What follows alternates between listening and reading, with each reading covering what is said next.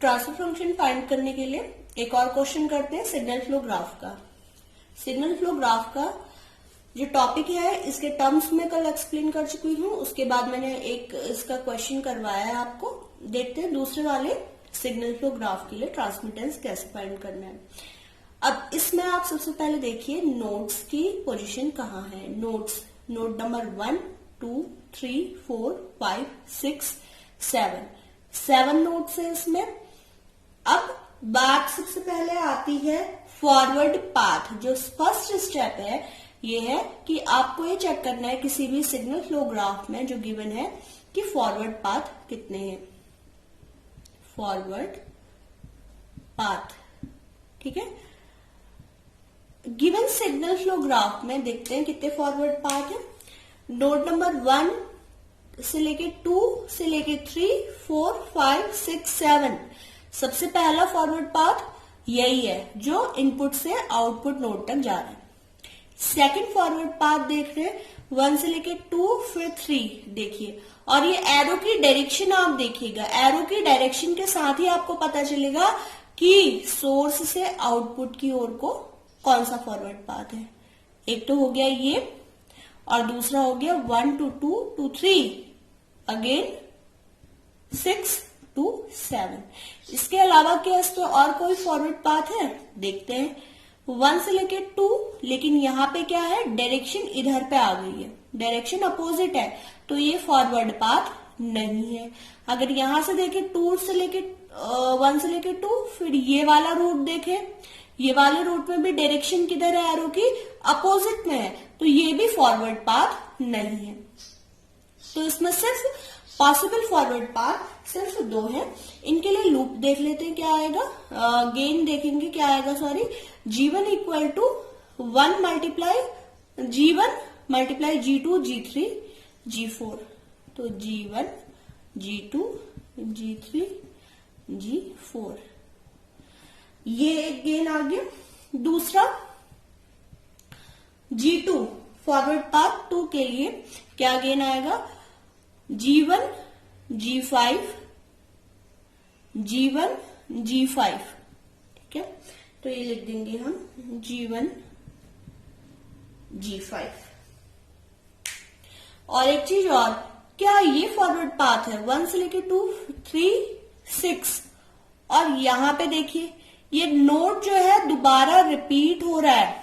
ये नोड दोबारा से 6 वाला नोड रिपीट हो रहा है, इसलिए फॉरवर्ड पाथ नहीं है। ऐसे यहां से ये नोड नंबर 6 और ये, तो ये वाला जो रूट है ये फॉरवर्ड पाथ नहीं, क्योंकि इसमें नोड 6 2 बार रिपीट हो रहा है, ठीक है। तो इसमें नोड का रिपीटेशन भी 2 बार नहीं हो सकता किसी भी फॉरवर्ड पाथ में। सेकंड बात ये इसकी डायरेक्शन, एरो की डायरेक्शन हमेशा कहाँ को होनी चाहिए, इनपुट टू आउटपुट। तो यहाँ पे सिर्फ 2 पॉसिबल फॉरवर्ड पाथ है। सेकंड बात करते हैं इंडिविजुअल लूप्स की। इंडिविजुअल लूप्स को देखते हैं, लूप कौन कौन से और इनका गेन क्या है। लूप नंबर 1 की बात अगर हम करें, लूप नंबर 1 है 2 to 3, 3 to 2, तो ये वाले लूप के लिए गेन हो जाएगा -G1 H1।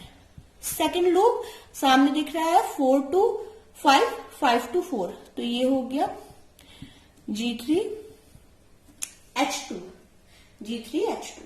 And third loop यहाँ पे है, थर्ड लूप कौन सा है 1, ये देखिए लूप नंबर नोड नंबर 2 से शुरू हो रहा है 5 पे और 5 से फिर से 2 पे आ रहा है, 2 से लेके 5 और 5 से अगेन 2 पे। तो ये लूप नंबर 3 L3, इसके लिए गेन लिखेंगे हम -G1 G2 G3 H3, तो ये इसके लिए गेन हो गया। फोर्थ लूप की बात करें अगर, फोर्थ लूप ये वाला है ना, सेल्फ लूप के बारे में बताया था मैंने आपको लेक्चर में। तो ये सेल्फ लूप है L4, लेकिन लूप तो लूप है ना, इसके लिए गेन क्या हो जाएगा, सिर्फ माइनस यहाँ पे क्या है H4, तो ये इसके लिए गेन हो गया। Loop clear and forward path भी हो गए। अब बात करते हैं नॉन टचिंग लूप्स की। अब सबसे पहले देखते हैं 2 नॉन टचिंग लूप्स, इसके कौन से हैं। 2 नॉन टचिंग लूप्स। इस डायग्राम में देखिए आप टू नॉन टचिंग लूप। सबसे पहले क्या लूप 1 और लूप 2 एक दूसरे से कोई कॉमन ब्रांच या नोड शेयर कर रहे? नहीं, इन दोनों में कोई भी कॉमन नोड नहीं है, तो loop 1 and loop 2 both are non touching loops. और इन दोनों का प्रोडक्ट क्या हो जाएगा, क्योंकि वहां फॉर्मूले में, डेल के फॉर्मूले में क्या होता है, sum of product of two non touching loop. तो यहां पे क्या हो जाएगा, L1 L2 दोनों को मल्टीप्लाई कर देंगे, L1 L2 को, that will be G1 G3 H1 H2। अब लूप नंबर 1 की बात करते हैं। क्या लूप नंबर 1 लूप नंबर 4 को टच कर रहा है, जिसको मैं L4 कह रही हूं? क्या लूप नंबर 1 लूप नंबर 4 ये वाला लूप इस लूप को टच कर रहा है? कोई भी कॉमन नोड इन दोनों में नहीं है, तो यहाँ पे क्या हो जाएगा, L1 L4 ये भी अपने आप में नॉन टचिंग लूप है, और इसके लिए इन दोनों के गेन को मल्टीप्लाई कर देंगे, तो यहां आ जाएगा G1 H1 H4। ठीक है। अब बात आती है, क्या लूप नंबर 2 L4 को टच कर रहा है? नहीं कर रहा है, तो इसके लिए भी ये भी क्या हो जाएगा, नॉन टचिंग लूप हो गया। तो L2 और L4 इन दोनों के गेन को मल्टीप्लाई कर देंगे, क्या आ जाएगा, G3 H2 H4। ठीक है, ये आ गया। अब बात करते हैं, क्या लूप नंबर 3 है ना, ये बड़ा वाला लूप 2 से लेके 5, 5 से लेके 2, क्या ये वाला लूप नंबर 4 से कोई कॉमन नोड शेयर कर रहा है? नहीं कर रहा है, तो again loop number 3 L3 L4 both are non touching loop. अब आपको डायग्राम की जरूरत नहीं है, दोनों को आप मल्टीप्लाई कर दीजिए L3 L4 को, तो यहां पे आ जाएगा G1 G2 G3 H3 H4। ठीक है। अब फिर से बात करते हैं 3 नॉन टचिंग लूप। इस डायग्राम में, इस सिग्नल फ्लो ग्राफ में 3 नॉन टचिंग लूप्स कौन से हैं? देखिए कौन से हैं। क्या लूप नंबर 1 लूप नंबर 2, और मैं इन्हें 1 2 इसलिए कह रही हूँ क्योंकि मैंने यहाँ पे नंबरिंग कर रखी है। ठीक है, आप नंबरिंग अपने अकॉर्डिंग कर सकते हैं, ऐसा कोई जरूरी नहीं। Loop number 1 loop number 2 loop number 4 आपस में क्या है, 3 नॉन टचिंग लूप्स हैं, तो इनका जो सम है क्या हो जाएगा, L1 L2 L4 तीनों को मल्टीप्लाई करना है। वहां पे था सम ऑफ प्रोडक्ट है ना, प्रोडक्ट कर देंगे और फिर देखेंगे क्या कोई और 3 नॉन टचिंग लूप वाला कोई रिलेशन यहाँ पे मिल रहा है कि नहीं। सबसे पहले इन तीनों को मल्टीप्लाई कर देंगे, G1 H1 G3 H2 H4 minus. ठीक है, ये है। अब देखते हैं G1 के करस्पॉन्डिंग डेल1 को, क्योंकि G1 है तो डेल1 होगा ही होगा। डेल1 क्या आएगा G1 के लिए, डेल1 देखिए डेल1 क्या आएगा। डेल1 फाइंड आउट करने के लिए देखते हैं फॉरवर्ड पाथ 1 को कौन सा वाला लूप टच नहीं कर रहा। फॉरवर्ड पाथ 1 ये ऐसे गया, 1 से लेके 2, 2 से लेके 3, 4, 5, 6, 7 ये गया। इसको कौन सा लूप टच नहीं कर रहा, इसको सारे लूप टच कर रहे हैं। इसको ये लूप टच कर रहा है, इसको ये वाला लूप भी टच कर रहा है, ये 2 to 5 to 2 ये भी टच कर रहा है, एंड जो सेल्फ लूप है ये भी टच कर रहा है। टच करने का मतलब मेरा क्या है, जब फॉरवर्ड पाथ 1 2 3 4 5 6 7 है तो इसके साथ जो नोड है ना, जो लूप आप कह रहे हैं उनके नोड क्या है, कॉमन आ रहे हैं ना फॉरवर्ड पाथ में, तो ये अपने आप में क्या है, नॉन टचिंग, इसमें कोई सा भी नहीं है। तो डेल1 माइनस 0 ये आ गया 1। इसलिए कह रहे हैं कि इसके लिए कोई भी non touching, specially forward path G1 के लिए कोई भी ऐसा लूप नहीं है जो इसको टच ना कर रहा हो। अब देखते हैं डेल2। डेल2 क्या है, फॉरवर्ड पाथ 1 से लेके 3, 3 से लेके ये वाला 1 2 3 6 7। इसको कौन सा वाला फॉरवर्ड पार्ट टच नहीं कर रहा है? इसको सिर्फ एक फॉरवर्ड पार्ट टच नहीं कर रहा है, लूप नंबर फॉरवर्ड ये वाला लूप जो है ये टच नहीं कर रहा। कौन से फॉरवर्ड पाथ को? G2 को, सेकंड फॉरवर्ड पाथ को, सेकंड वाला लूप टच नहीं कर रहा है। तो 1 माइनस क्या आ जाएगा? इसका गेन क्या है? L2 G3 H2। तो del 2 equal to 1 plus G3 H2। ठीक है, ये आ गया। तो मैंने del 1 del 2 फाइंड आउट कर लिया, G1 G2 फाइंड आउट कर लिया। तो अब फाइनली इनको सॉल्व करना है, ट्रांसमिशन गेन फॉर्मूले में इन सब की वैल्यू रखनी है। ठीक है, तो अब मेसन्स गेन फॉर्मूला ट्रांसमिटेंस का T equal to C upon R, G1 del 1 plus G2 del 2। सिर्फ G1 और G2 की बात इसलिए हो रही है क्योंकि दो फॉरवर्ड पाथ है और उनके कोरिस्पॉन्डिंग del 1 del 2 आएंगे अपॉन del। ठीक है, G1 और del 1 इनकी वैल्यूज ऊपर लिखी हुई है, क्या आ जाएंगी? G1 था G1, आप लोग भी इसको कैलकुलेट करते रहिए, G1 G2 G3 G4। देखिए सिग्नल फ्लो ग्राफ, ये टॉपिक ऐसा है कि बिना प्रैक्टिस के और ब्लॉक डायग्राम रिडक्शन ये बिना प्रैक्टिस के हो ही नहीं पाएंगे। इसके लिए आपको प्रैक्टिस चाहिए और जब भी मैं आपको क्वेश्चन करा रही हूँ तो आपको भी साइड बाय साइड इसको सॉल्व करते रहना है। खाली आपको वीडियो देखने से कोई फायदा नहीं है जब तक आप खुद से पेन कॉपी लेके इसको सॉल्व नहीं कर रहे हैं। प्लस G2 यहाँ पे क्या था?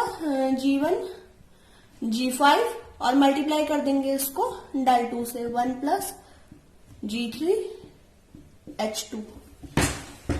ठीक है, ये मल्टीप्लाई कर दिया अपॉन del की वैल्यू है, del की वैल्यू आएगी 1 माइनस क्या आ जाएगा? 1 minus sum of all forward जितने भी क्या है लूप्स हैं उन सबकी लूप का गेन। तो 1 माइनस इंडिविजुअल लूप्स का गेन है ना, L1 plus L2 plus L3 plus L4, इन सबका जो सम है वो आ जाएगा जो यहाँ पे मेंशन है।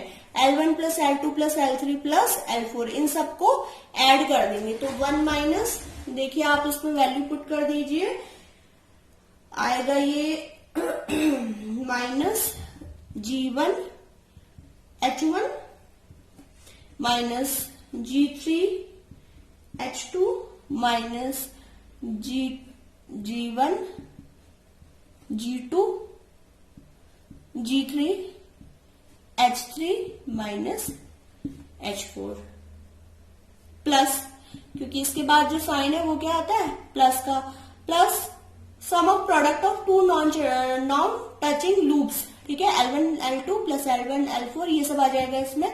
तो आप वैल्यू पुट कर दीजिए,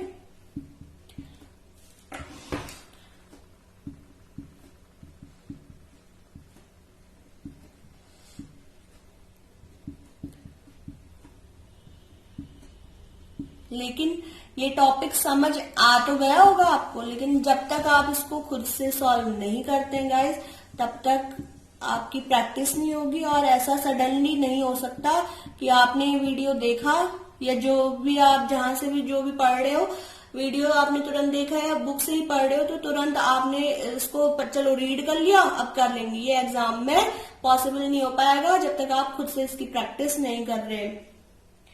ठीक है, अब इसके बाद प्लस हो गया, minus, minus sum of product of gain of 3 non touching loops. 3 non touching loops के लिए गेन क्या आया? वो ये आया, तो minus of G1 H1 G3 H2 H4। ठीक है, अब फाइनल इसका आंसर देखिए क्या आता है। इसका आंसर है T इक्वल टू, इस पूरे को सॉल्व करके आएगा, इसको सिंप्लीफाई तो नहीं किया जा सकता था क्योंकि काफी कॉम्प्लेक्स इसमें है, तो इसको जस्ट ऐसे ही मैं रख रही हूँ। प्लस हाँ साइन चेंज कर लेते हैं, G5 plus G1 G5 G3H2 upon, यहाँ पे साइन चेंज कर लेते हैं इसमें, देखिए कैसे, जहां पे माइनस था ना वहां पे प्लस आ गया, G1H1 plus G3H2 plus G1 G2 G3H3 plus H4, ठीक है, ये आ गया।